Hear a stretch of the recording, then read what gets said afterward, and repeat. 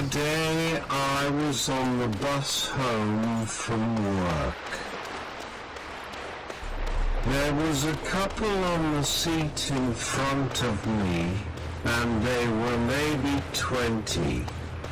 And after a few minutes, she put her head on his shoulder. And she looked so peaceful.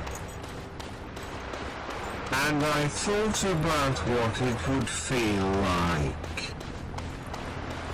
to have someone want you, and to have someone want to be close to you. And then she tilted her head and looked up at him, and she smiled at him, then moved her head back down. And I thought about how I will never get to experience this. I will never know what it feels like. And I don't even want it to be different.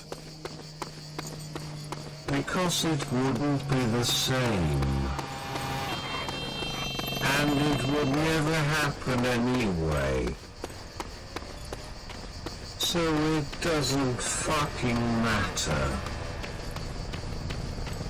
And then he kissed her on the forehead, and she sort of moved a little bit. And then he smiled slightly, as if to say he had noticed. It was like they were one person, totally seen by one another. And yet I sit here, alone and totally invisible. Nothing ever changes. This is just my hand in life now. I have to sit at the back of this bus, totally alone. Women won't even look at me on the bus. This is why I keep running away. I can't take the shame of it anymore. It just isn't my fault at this point. I have tried everything. I have tried to get in shape. I have tried to be funny. I have tried to go to bars and meet people.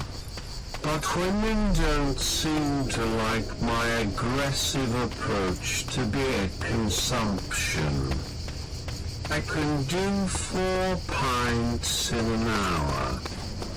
And that's 4 pints of strong lager.